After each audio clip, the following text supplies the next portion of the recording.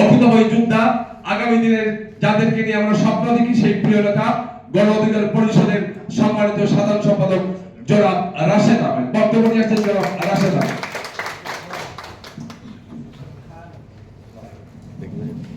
আসসালামু আলাইকুম।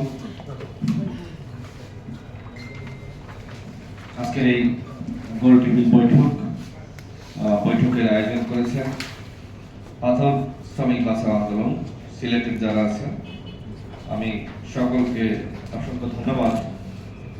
আবুল হোসেন আহ্বায়ক আমাকে আজকে এই অনুষ্ঠানে কথা বলার সুযোগ করে দেওয়া এবং এই অনুষ্ঠানে আপনারা আমাকে দাওয়াত দিয়েছেন। সকাল থেকে আসলে খুবই ব্যস্ততম সময় পার করছি।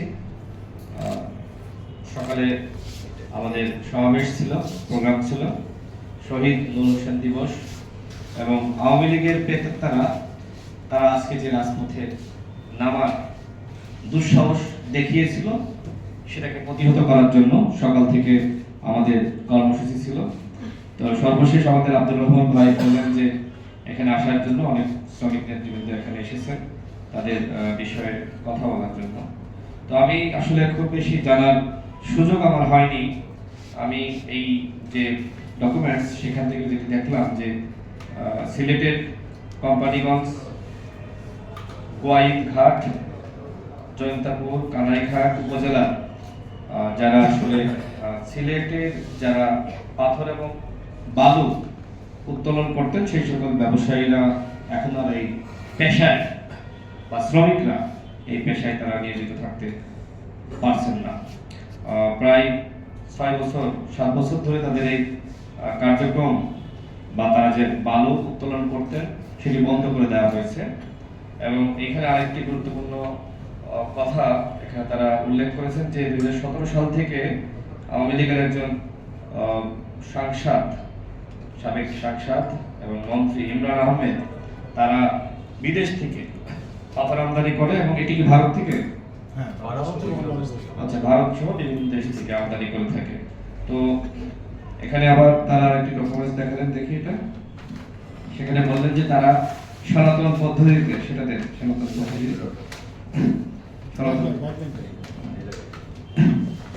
তারা এই যে গাইডলাইন যেটি দেখাচ্ছেন যে পাথর উত্তোলন গাইডলাইন 2014, অর্থাৎ তারা পরিবেশ যাতে ক্ষতিগ্রস্ত না হয় সেই নিয়ম বা বিধি মেনে তারা পাথর বা বালু উত্তোলন করতে চায়। এখানে আব্দুর রহমান শেখ বলেছেন যে সিলেটে এর আগে কখনো এই ধরনের বন্যা আমরা দেখিনি, কিন্তু এখন এই ধরনের বন্যা আমরা লক্ষ্য করছি।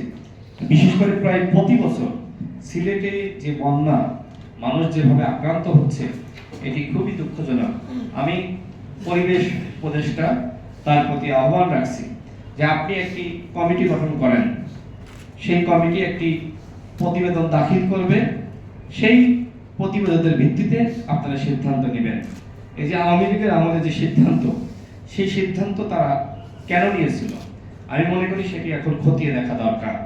যেহেতু এখানে প্রশ্ন এসেছে যে পাথর বা বালু উত্তোলন করতে পারছে না, যে কারণে সেখানকার নদীগুলো শুকিয়ে যাচ্ছে এবং আমরা দেখতে পাচ্ছি যে বন্যার সময় বা বর্ষার সময় নদীগুলো আসলে যে ধরনের ওই যে বৃষ্টি হয় সেই ধারণ ক্ষমতা নাই, যে কারণে পানিগুলো এখন কি হয় নদীতে না থেকে এখন শহরে রাস্তাঘাটে সেই পানিগুলো জমে, যে কারণে বন্যা হয়। তো সেই জায়গা থেকে আমার যেটি মনে হয় যে পরিবেশ উপদেষ্টা বা এই অন্তর্বর্তীকালীন সরকার এই যে শ্রমিকদের দাবি, এখানে সবাই খেটে খাওয়া শ্রমজীবী মানুষ, তাদের পেটে লাথি মারা হয়েছে। আওয়ামী লীগকে আসলে তাদের ওই মন্ত্রী এমপি যে সকল ব্যবসায়ীরা ছিল তাদেরকে সুবিধা দেওয়ার জন্য, ভারতকে সুবিধা দেওয়ার জন্য এই উদ্যোগ নিয়েছিল কিনা আমি মনে করি সেটি এই মুহূর্তে তদন্ত করা দরকার। আমি যেহেতু রাজনীতি করি, আমি এখানে আসলে অনেক বক্তব্য আমি এখানে রাখতে পারি না, যে কারণে আমি সরকারের প্রতি আহ্বান রাখবো যে শ্রমিকদের যে আহাজারি, শ্রমিকরা যে কষ্টের মধ্যে রয়েছেন, তারা যে যৌক্তিক দাবি তারা আজকে তুলে ধরেছেন, এই দাবির বিষয়ে আপনারা পুনর্বিবেচনা করুন। এই দাবির বিষয়ে আপনারা একটি কমিটি গঠন করেন। কমিটি গঠন করার মাধ্যমে তারা এখানে ওয়াদা করছে যে তারা সনাতন পদ্ধতিতে পরিবেশে যাতে ভারসাম্য নষ্ট না হয় সেইভাবে তারা পাথর উত্তোলন করতে চান। পাথর আমাদের একটি সম্পদ। এই পাথর যদি আমরা যথাযথ পদ্ধতিতে উত্তোলন করতে পারি, তাহলে আমাদের দেশের চাহিদা মিটিয়ে আমরা বিদেশে এই পাথর রপ্তানি করতে পারবো। সেটি আমাদের দেশের রেমিটেন্স বৃদ্ধি করবে, সেটি আমাদের দেশের আর্থিক অবস্থা ভালো করবে। সুতরাং এখানে যে দাবি নিয়ে তারা এখানে আজকের এই বৈঠক আয়োজন করেছেন, আমরা এই দাবির যে যৌক্তিকতা, সেই যৌক্তিকতা বিচার করার জন্য সরকারের প্রতি আমরা আহ্বান জানাচ্ছি। আশা করি সরকার এই বিষয়টি পুনর্বিবেচনা করবেন এবং এই শ্রমিক ভাইদের পাশে দাঁড়াবেন। আমি তো আসলে তাদের বিষয়ে আমি বিশেষজ্ঞ না, তারা এখানে যে বক্তব্যগুলো তুলে ধরেছেন, আমি আব্দুর রহমান ভাইয়ের বক্তব্য শুনলাম, আমার কাছে এবং এই ডকুমেন্ট যতটুকু পড়লাম, আমার মনে হলো যে তারা আসলে পরিবেশের কোনো ক্ষতি করতে চায় না। তারা চায় আমাদের সম্পদ, এই সম্পদ উত্তোলন করা এবং সেই সম্পদ দেশে বিদেশে বিক্রি করা এবং দেশের অর্থনৈতিক চালিকা শক্তি বাড়ানো। এটি অন্যায় কোনো দাবি? অন্যায় কোনো দাবি না। আশা করি অন্তর্বর্তীকালীন সরকার এই দাবির যৌক্তিকতা বিচার করবেন এবং শ্রমিকদের দাবি মেনে নেবেন। এখানে যদি কেউ কোটিপতি বড় বড় ব্যবসায়ী থাকতো, আমি এখানে আসতাম না। এখানে যারা আছেন প্রত্যেকেই খেটে খাওয়া মানুষ, গরিব মানুষ, ছোট ব্যবসায়ী, পাথর উত্তোলন করেন, সেগুলো বিক্রি করেন, এইভাবেই তারা চলতেন।